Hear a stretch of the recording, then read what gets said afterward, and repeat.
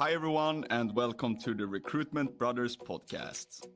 With an age gap of 17 years and two heavy Swedish accents, we're here to cover everything about, you guessed it right, recruitment. And now over to the older brother Rickard. Welcome to our podcast. Although recruitment is our focus, we will also talk about sports, business development and leadership. And we will invite some inspiring guests. Let's get straight into it.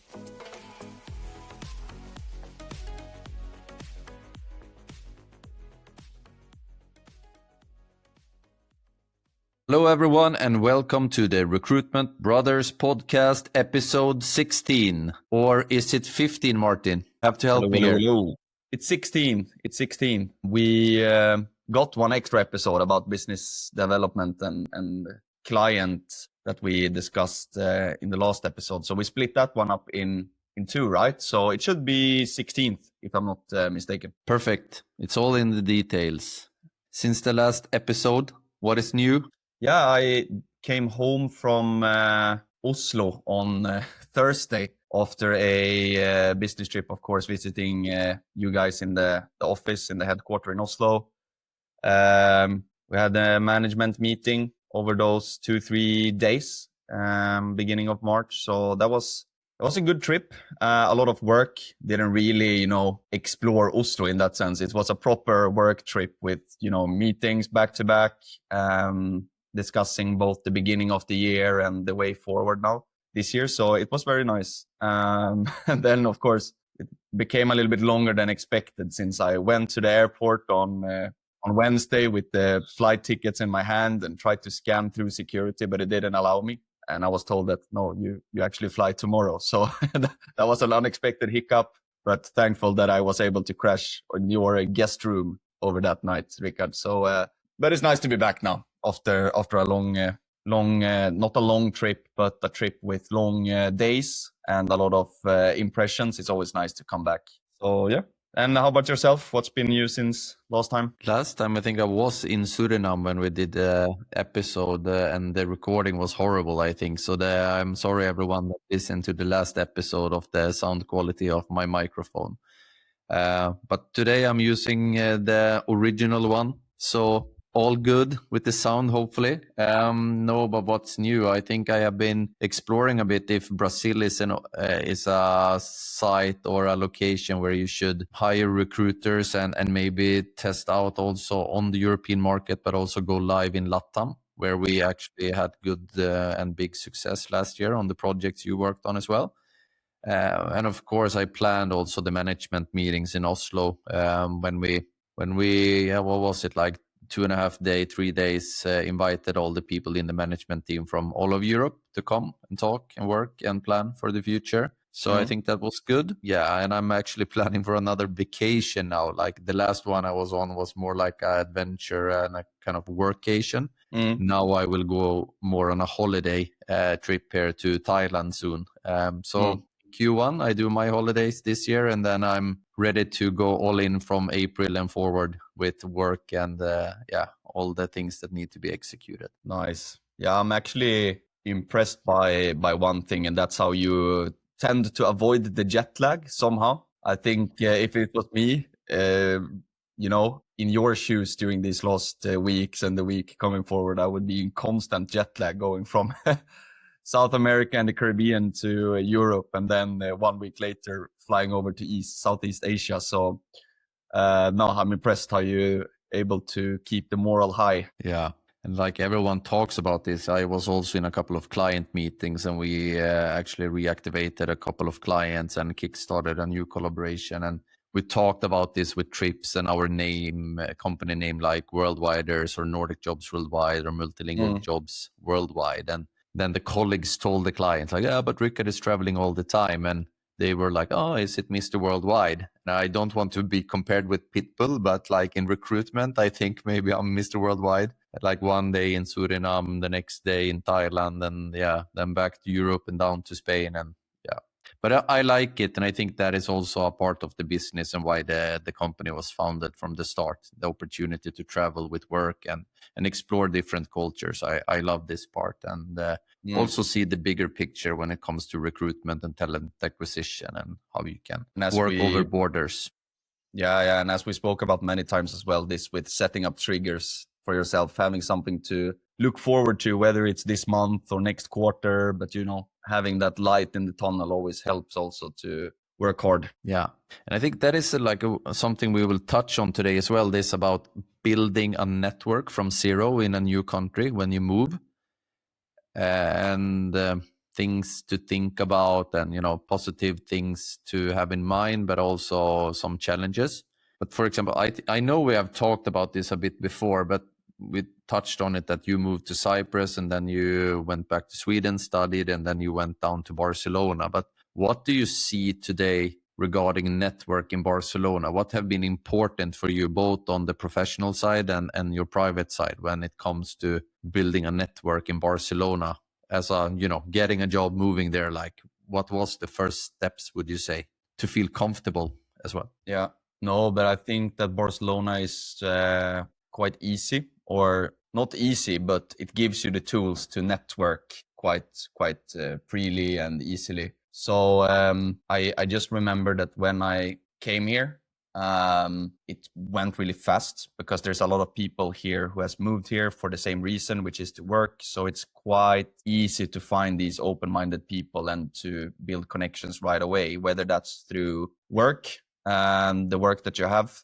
or whether it's through sports or other social activities. I think for me, coming to a big IT company that I started in, it was very straightforward. I think it becomes a little bit more challenging if you, for example, have a remote work, which is also common, that you relocate to Spain or any other country really, but you have a remote work that you do. Then it becomes a little bit more challenging, and that's where you need to do more active choices to build your network. It's not going to come to you, so you need to be out there in another sense. And that can be through many different ways. But Barcelona is one of those places where people can make it happen, because the expat scene is so big. One thing that is very underrated, I think, even if you work remotely, is to go to a co-working site, which we have a lot of here in Barcelona, different concepts with co-working, co-living, new ones popping up all the time. And these are very interesting places, because you might meet people that are also there working remotely, and you can kind of share the same building with them, share ideas. It almost feels like they become your co-workers and colleagues, although they might do completely different things. But that's one big tip I have for people who have this remote job, but they relocate to a new country, to go to a co-working site. Sitting at home, doing everything. It's nice, it's comfortable, but it's very difficult to build a network if you're not out there. Yeah, cool. And when you think about, for example, network building in general, I think like the more you give, the more you get. So for example, like you said, if you are sitting at home and not going to a co-working space, how will you meet people? As an example. A second thing could be that, say that this co-working space have after work. Yeah, but if you're not attending on the after work, you will not connect with people. And exactly.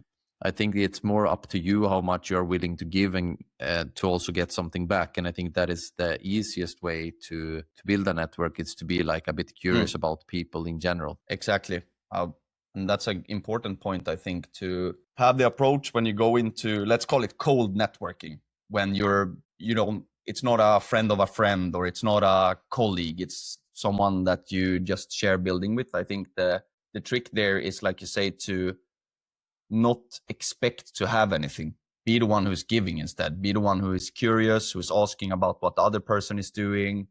And it becomes a way more natural way of building connections than just expecting to have something.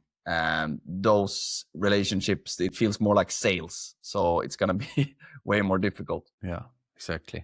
My first contact point everywhere where I go is like a taxi driver. I try to build connection with a taxi driver, because if I get someone on the hook that become like a guide or a friend, or I don't know what to call it, like locally, they guide you on things, everything you need. They can tell you like, oh, but do you know any nice restaurant? Yeah, you should try this and that one. Okay, nice. If I want to meet people, where do I go? Oh, this is the perfect spot for that. Like, and have them, and then, like, for example, build that connection that you add them, say, on WhatsApp, and every time you need to go somewhere, you book them again. So the more trips you do, the more comfortable you get with each other, and they become like local contact point. If something happens, then they can also help you.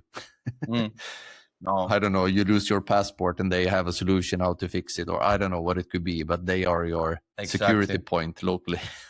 No, but I think also, like, one thing you do there, which is one thing you reminded me of now, but it's also very important when you're new in a city, I think, is to find your spots. To, like, taxi driver is not a spot. It's a moving vehicle, but the same principle, like, go to maybe the same hairdresser.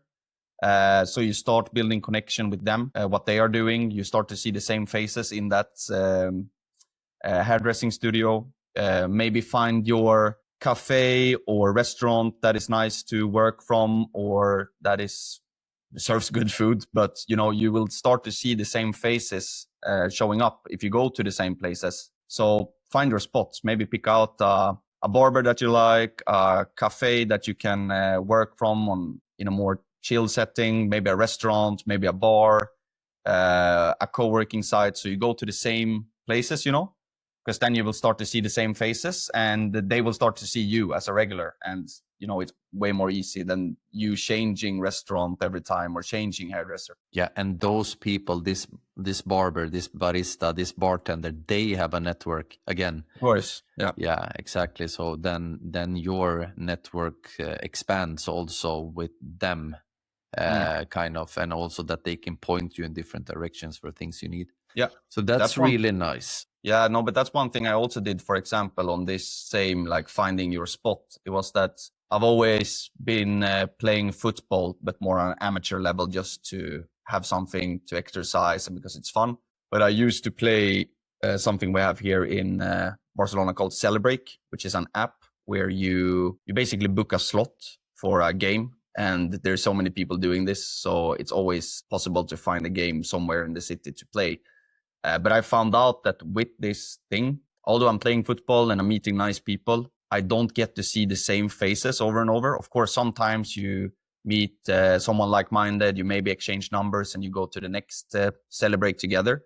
But what I did instead at one point was, like, let's find a team. So I joined a football team instead. Tried to keep it like the same amateur level just for fun.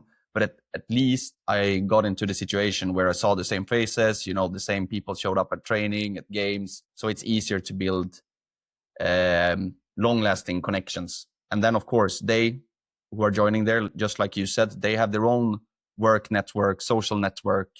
It spreads like a bacteria after a while. Yeah. And for the ones that didn't listen to the episode, we talked about this a bit. Like, of course, Facebook groups of, like, Nordics in Barcelona, Swedish in Barcelona, or events that fits your interest, like music or Nordic night at this bar or something. Like, all those things also helps you, of course, to build a network. And again, you need to be the one that goes out and connect and comment and like and post and show up. But, like, for example, or at least from what I see, people are really different, right? You have people who are born natural networkers, like, they don't even have to make an effort, and they will just in a matter of a month they have established a completely new, fully built social network, work network, and then you have the people who might be a bit more like introverted, reserved, that requires more effort. I don't know, where would you say on that spectrum, where are you putting yourself? No, but I think like, when I go abroad, I think I'm pretty outgoing in social. I know when I've checked my personality that I have a very red personality, in that sense that but like to take a leading position, that I, decision maker and, tough in some situations or whatever it might be. But the color code I show on the personal side is also yellow, where you are, like, social, when you're outgoing, where you care about things and people and so on. So I think that I actually like showing a side where I'm interested in others, and where I ask a lot of things. So like I said, the first thing is like the taxi driver that picks me up at the airport, and there's where I build the first connection. If I enter then an apartment or an Airbnb, I connect with the host or with the receptionist, and then maybe I go to the local bar next to the hotel, and then I start to talk with the bartender. So already the first hour I build 3 connections, and if I see that there is a good connection, I change number and then see if there is somehow that, you know, we have something in common, or so that is like, I think I have a side where I actually are interested. And also I'm not like a person, to be honest, that choose from different hierarchy in the society. I don't care, to be honest, if it's a taxi driver or if I met someone in the bar that is a millionaire and run a big company. Like I think I talk with both to them with the same respect, and I'm the same curiosity, you know. Yeah. And that helps to build a network as well, that you don't just choose the people you want to talk with, but that you're open for anyone. Exactly. No, I think that's a key point, really, like diversifying your network. If you put, like you say, a label on what I only want millionaires in my network, or I only want people from this industry, or I only want sporty people, it becomes a lot more difficult, and you will lose out on a lot of ideas and knowledge and so on. So no, I really recommend it, and different ages as well. I mean, I'm still in my younger years, let's say, but I have a lot of network with people who are in your age, and, you know, people that are older than me as well, which helps because people have experience, right? No, but that's a good one. But because I noticed, for example, you have one network in Oslo, right, where you're normally based, but you're quite often based in Malaga as well, where I imagine you managed to build up a network quite quickly. Do you have any like tips from what you did when you established your network in Malaga? Yes, kind of. I think it's connected with different things. And one thing, if we take more now the professional side of things, and something that I was going to touch on and ask you what you think as well. But for example, one thing is that if we have clients, for example, in Malaga or Costa del Sol, I have already connected with them, for example, on LinkedIn, for example. So I connect with them, you know, I may be telling them that I'm moving or that we are setting up an office. So I kind of using my professional network also to you know, then maybe invite for a lunch or for a dinner or an office visit, and in that way, you know, building one kind of network, a professional one. And then of course, like I said, it's also a bit connected on to who you are as a person. For example, like construction company that then fixed my apartment when I actually bought an apartment in Malaga.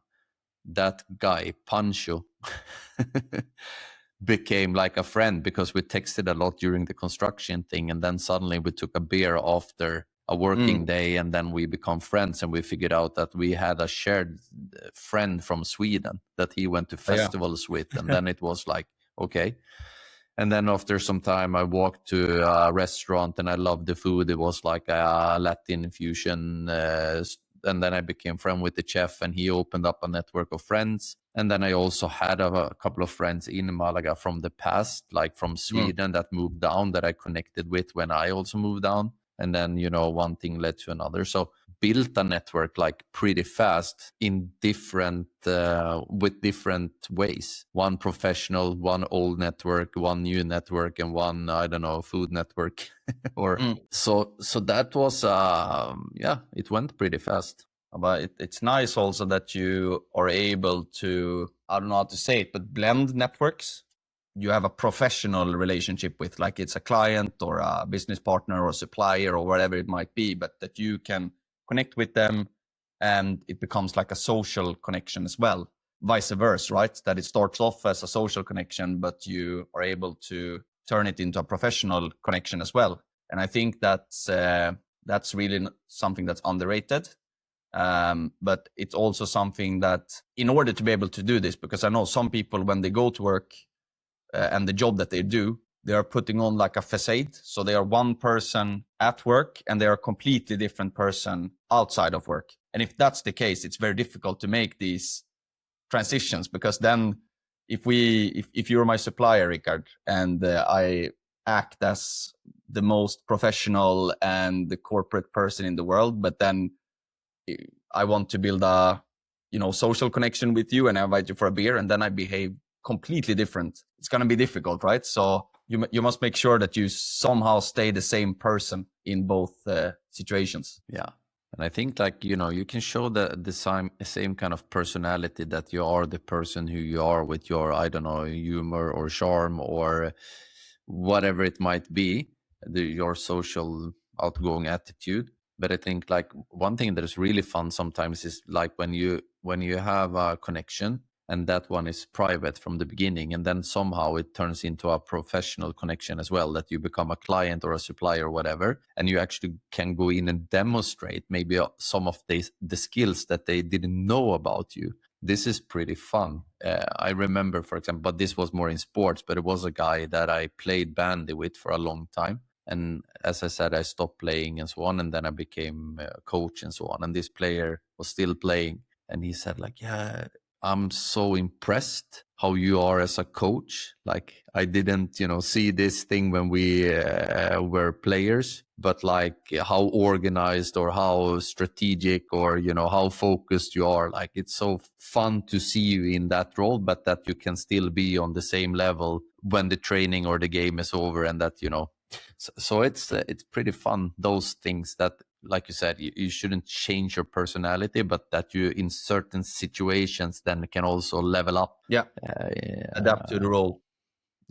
Without changing as a person. But also when we touch on this, networking thing, if we think about why it matters, and also this kind of hidden network of jobs, sorry. You know what I want to talk about here, and I can give you the word, but why does this matter?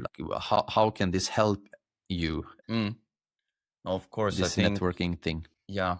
If we connect it to our industry, I was thinking a little bit about this, but when we are helping a company to recruit, of course, they can recruit themselves, but they need our help because of the speed or the urgency or whatever it is. But we also somehow become their networker, in that sense that they will trust our word because of how you would give an internal referral. So we are almost there to give an internal referral to a company, but we're hired to do it. And you can see why it matters, because a lot of companies, like you mentioned earlier, they have internal referral programs today. So they even encourage you to do it. And there's a lot of, statistics on this topic, that people who are not only hired on the job requirements or their hard skills or the CV, but they're actually having a connection within the company. So it becomes a referral hire.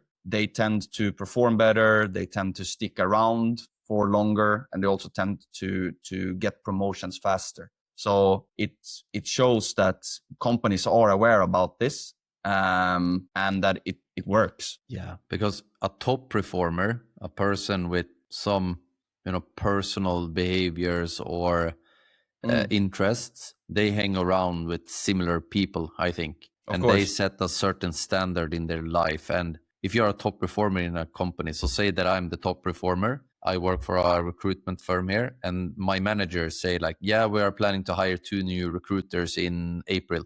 And the job is maybe not even posted, but I know but I know my brother Martin, he is super talented in recruitment, and I think that we should hire him. And then I just say, but send over Martin's number and I will call him in for an interview. So it's no job is posted. You have not even sent a CV. It's just my word that you are super talented, and you coming in, into an interview faster. And of course, you need to prove yourself in the process and maybe in competition with others. But this is the first way in. You're already faster in the process than all the people that are in pipeline and are shortlisted and then selected or so on. Yeah, no, exactly. That's where the hidden job market comes in. And sometimes it might not even be a plan to open a position, but it can be, and that's also built on trust. Let's say that I came with a referral and you have a high trust in me, that I do my job and I have high integrity and so on. And I come and I refer someone to you without a role being posted, but I come and I say, yeah, but John here, he is an exceptional recruiter, and he has these client connections, and he has worked on these markets before, and he can really help us level up as a company. Without there being a role, I know that you would still consider it. Like, okay, but if Martin says this and I trust Martin, then there must be something behind it. And so, you don't want to lose your face either, like sending over No, of shitty course. referrals, like hiring a friend that you know is not performing, or coming like Exactly. drunk to work.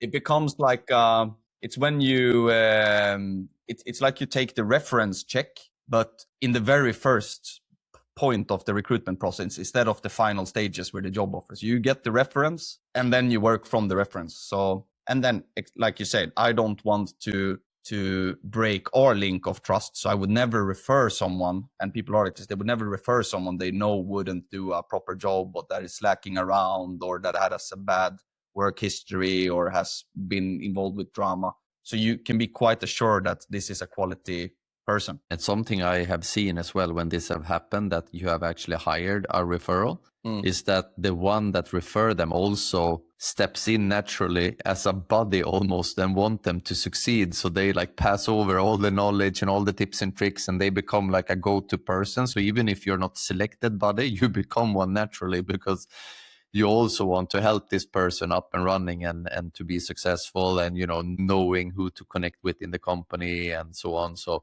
you also get like a buddy without, you know, asking for it or appointing someone. Oh, completely right. And I think that, you know, it's something that you can build on for a long time as well. The networking and recruitment is a job where we are networking all the time, but we have spoken a little bit about it earlier, how connections can blend. They can have one purpose. They can be a supplier at one stage in your career, but in a few years' time, they might be a candidate that you recruit, or there might be a client that needs your help to recruit, or they might have started cool software for startups and you become their client to support them. So recruitment is really one of those industries where you're just building network constantly, and it's really, really cool, I think. And you never know when you need someone's favor, if you know what I mean. And I think that is also why it's so important, like also when you end things in general, like also, and this is actually connected to network and relationships, that you don't burn bridges when you, for example, leaving a job or something. I remember our dad actually told me when I was younger, for example, like, Rickard, when you have resigned, that is your most important month in your work career in that company. And I'm like, oh, why? And it's like, yeah, because they will remember how you ended the job, and that will also be what they say about you when they talk with others that ask about you. So that is important, that you need to end with flag on top. It should be your best month. Even if you are tired, bored, or like hate it, you should still go in there and execute. Like, and I actually kind of, at that point, you know, when you're 17 years old and have a summer job, you are like, okay, yeah, whatever. But like now, when I see this myself, if someone goes in and fool me the last month, or they do shitty work, or they try to, you know, I don't know, do something negative, or bring others with them or something, I remember it. And people ask. I can tell you that I have at least 5 on my hand references, that reference calls with people that have called me and asked me about a candidate without me being selected. So they actually somehow did a research and found me, and then called me and say like, oh, hi, I'm Rickard. I have Martin here in final stage. I see that he worked in your company in the past. What is your takeouts on Martin? And you didn't put me on the CV as a reference, but they did the research themselves. And, you know, so like this is also important for the network, because, for example, like, okay, you know, life goes on in many cases. You know, we change sports club, maybe new partners, work for sure. People have maybe 10 different employers during their life or career, whatever. But like, it's also important to end relationships in a good way, or at least without any drama, if you know what I mean. Like, all exits are not super fun for both parties, but, you know, end it in a decent way. So somehow the relationship stays, and maybe not on a high level, but at least that you respect each other, and that yeah, but Martin is a good guy. He was maybe not successful the last 3 months, but he is a very trustworthy person. And maybe in this new job or in this new role, he will be successful because maybe he was bored the last months, like. Yeah. No, exactly. No, but I really believe in that, to finish with the flag on the top, or it's a very Swedish saying probably, but you know what I mean? Yeah, I haven't heard our dad say that quote, that it's the most important month, but I really think it is. And I think you should not only perform on a decent level, but I think you should really try to go the extra mile. And this, I've noticed myself that I always try to do when I end a business relationship, that I always try to make a favor without asking for anything. I don't know if you remember, but we had a supplier, a software tool that we ended with, but still, even though we finished on being clients because it maybe didn't work out and we wanted to try something different, I left them their first testimonial as a client. Or for example, I had a candidate recently who I helped to get a job. They passed the probation and like the rebate period, so the fee is secured. But after some months, this person comes to me, says they have lost the job, and they ask if I have anything. I don't have anything at the moment that suits this person's profile. I don't have any clients that I can get like a placement with, but I still go out and try to refer this person to other companies, saying, hi, my name is Martin. I work in Barcelona with a lot of different software companies. I have a really good candidate on the hand here. I know we are not in a recruitment partnership, but I just want you to have a look at this person's profile because they are a really good candidate. And I don't expect anything back, but I kind of know that the karma will come back in the future, because that person will remember it. They might have a decision-making position in a few years, and they might think of, okay, we need a recruitment agency to help us. Oh, I remember Martin did me a big favor without asking for anything a few years back. So that I really believe in. And I even have sometimes hiring managers that I've worked with, and it hasn't worked out for some reason. The hiring manager contacts me looking for a new job. This has happened a lot of times, and sometimes my colleagues ask me, but Martin, why are you spending time on that? You're not getting anything in return. But I'm not only thinking about what I will get here and now, but I'm thinking of my reputation in the years to come. So I think, even to end the business relationship with doing something extra, like going the extra mile, because then, you will be remembered. Yeah, exactly. Not and to put myself on a pedestal, but it's really something that works. Yeah. No, but exactly. And I think this is also what's helped to build a long-term network, the long-term, like you said, you never know, like when you will meet this person again and in what setting. Maybe it's a client today, but it's a supplier in the future, for example, or it is a friend today, but it's, I don't know, a reference in 10 years from now. And it's fun to see that, if you end things in a good way and if you are super professional all the way in different settings, like I can see it now, for example, we are working more on the local market now again in Norway. We try to go after clients here with different solutions in Norway. And my business partner, Björn, is the one that is actually going more into the local sales here. And he have signed 7 clients in 2 months from the old network with clients that we had when we worked and started our career like around 2010, 2012. He just called them back now like, hi, do you remember me? They're like, yeah, I think so. Yeah, it's Björn. I did this and that. And they're like, yeah, sure. Like, yeah, I'm in the neighborhood next week. Like, let me come out and we'll have a coffee and see if we can collaborate again. And they are, yeah, for sure. Come in.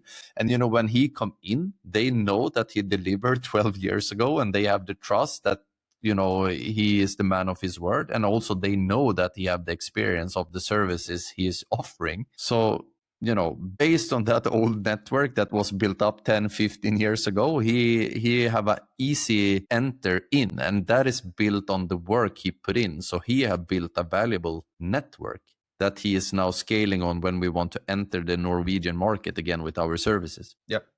I think this is really how you should think, like when you start to build your network, that one, it's long term, like you say. It's not the network you build for your current work position or the 2 coming years. It's something that you will build on for the rest of your career, that will follow you regardless of which job you have.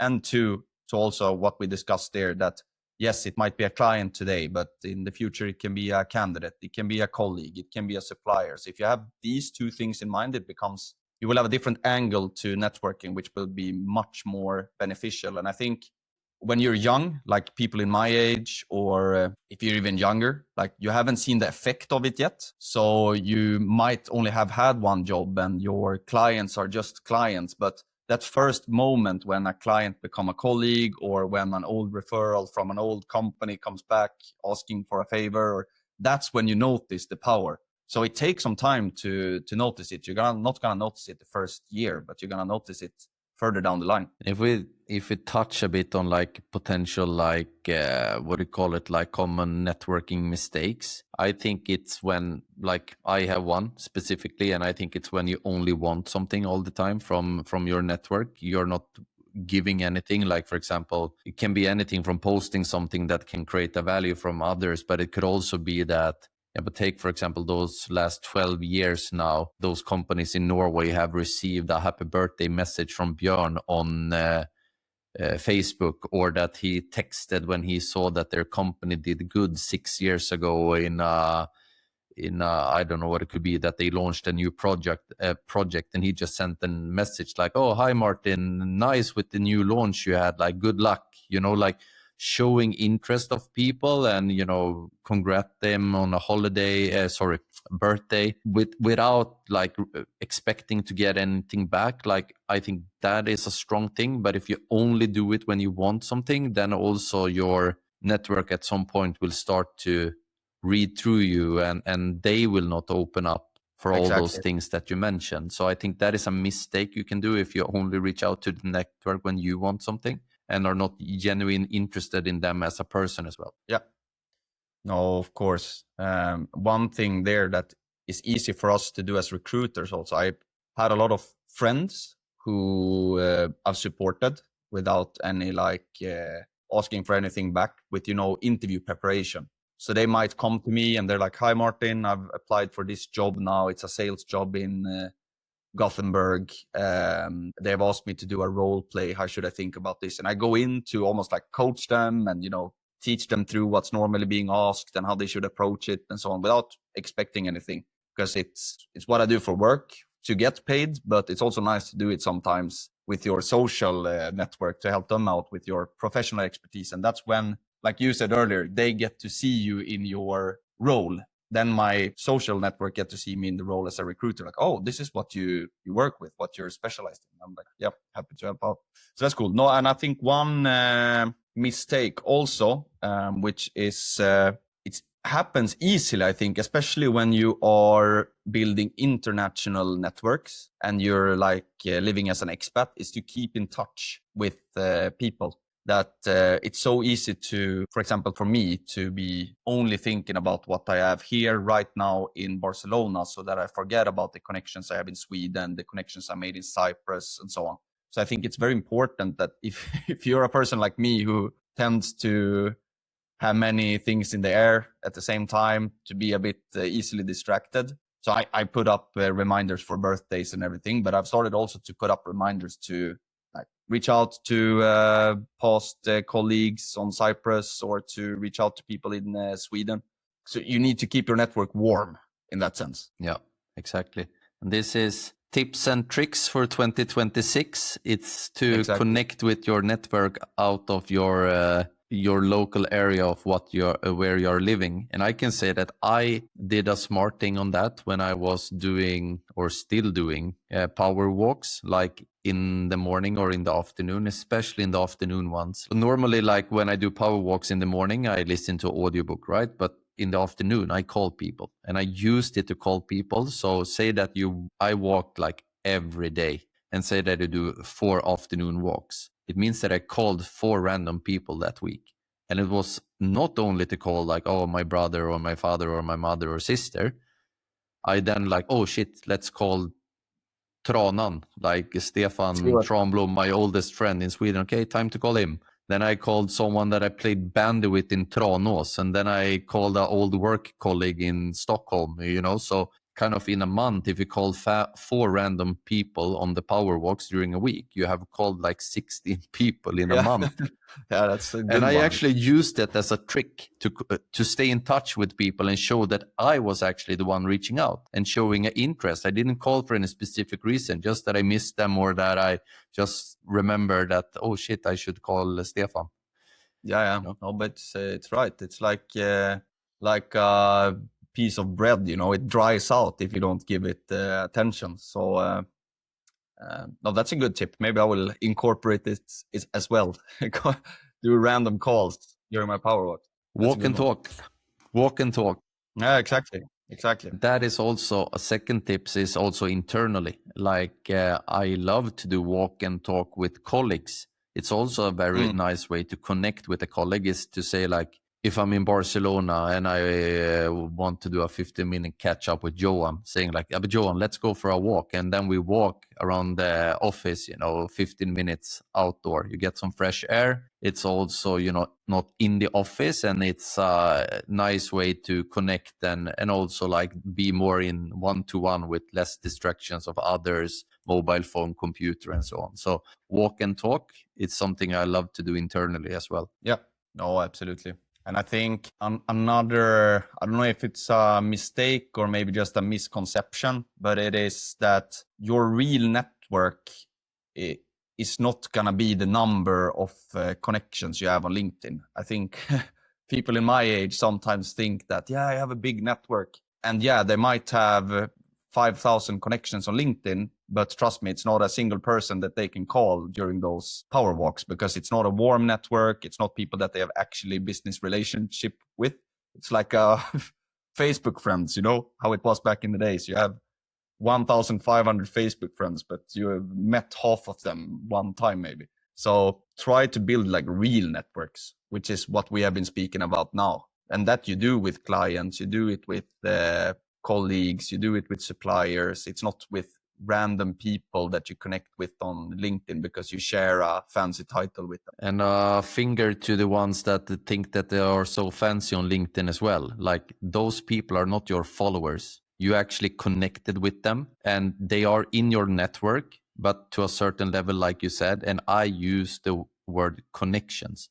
Because I have also added some people there to become a connection. So I have 10,000 connections on LinkedIn. They are all in my LinkedIn network. Some of them are friends or, partners in somehow, but the rest of them are connections in a way. But they are not followers either. Like I see some people say, oh, I have 10,000 followers on LinkedIn. Yeah, but bullshit. You added 50% of them yourself. So they are a connection.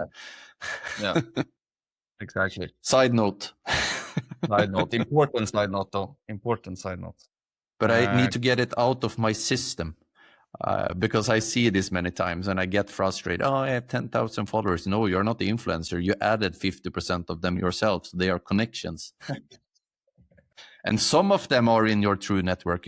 Like you said, your close network. Well, that's cool. But I think it's quite fun, like an exercise to do after some time that when you've been working is to start to build like a map of your true like network, not to go into LinkedIn and look how many connections you have there, but to actually like, okay, I guess it would be crazy in your case to have like, you start to map out, okay, bandy, how is the network looking there professionally, socially? And then you start building these almost like a mind map, but with connections and see how far you get to it. Because it's like they say, what is it? You have maximum 6 people between you and any person in the world. And it's actually crazy because whenever you try this, it works. Like you can pick any person in the world and you will be 6 connections away from them.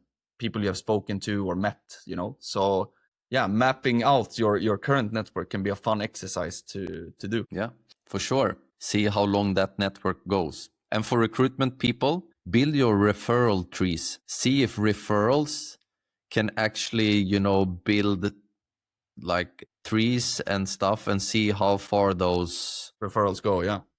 Yeah. And how much they, Sorry. Yeah, sorry. No, like Gino is doing internally with the referral trees. Yeah, exactly. And it's super fun to see that. Yeah, but also to see how much like this can generate. Mm-hmm.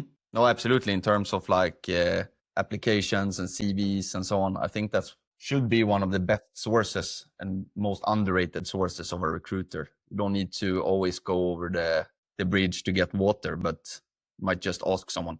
I tend to do that more often now also, like in my LinkedIn outreach. And I have a small tip there, and it's to just add a short note, even if they decline their interest for the role that you approach them with, but to add a short note, just asking for a referral. You will be surprised how often they actually come back with a referral. I think I write something in the sense of, let's keep in touch for future opportunities, since I work with 400 plus companies. And then I add something like, as good people usually tend to know other good people, feel free to let someone in your network know about this opportunity if someone comes to mind. So I kind of give them a small compliment and at the same time ask for a cheeky referral. But it kind of works. Super smart. And I think it was a small delay here in the recording 1 minute ago. But what I meant with the tree is that you build out those, call it like branches on the tree, and that you can see the value of each branch of the referrals and the network that you have. And that is super cool. And that is what Gino have been doing in Malaga. And it's a really cool exercise to do. And it's also connected to what you say. You're only six persons away from anyone in the world. Yeah. Kind of crazy. Cool. Yeah. With all the network talk, I think we are close to almost an hour now. And I think we have shared some tips and tricks and cool ideas, but also opening up a bit of how we feel and think about new locations, importance of, delivering all the way in to stay in contact with people, and you never know when you need them again, right? Exactly. Yeah, so feel free to share this episode to your network. That would make us a big favor. No, but jokes aside, it's been a nice episode. I see that our technical network has started to give up here on our podcast recording software, but it's been nice to record once again. We will be back in 2 weeks from now on. Any week? Sorry, of course, you're flying tomorrow to to Thailand. Yeah. Is it an early flight? Yes, early flight. But tonight I'm going to the bandy final here in Norway between Drammen and Stabæk. So I'm having a final bandy thing here before I'm going on a holiday. Yeah. Oh, super nice. And you? Yeah. No, not many plans. It's actually quite cloudy and rainy in Barcelona this weekend, so it will be a weekend spent mostly inside. But I will force myself now to go to the gym, do a quick workout, quick sauna, get exhausted, and then we will see. Work on your online network. Exactly. Okay. Oh, cool. Thank you, everyone. Take care. Ciao. Thank you. Ciao.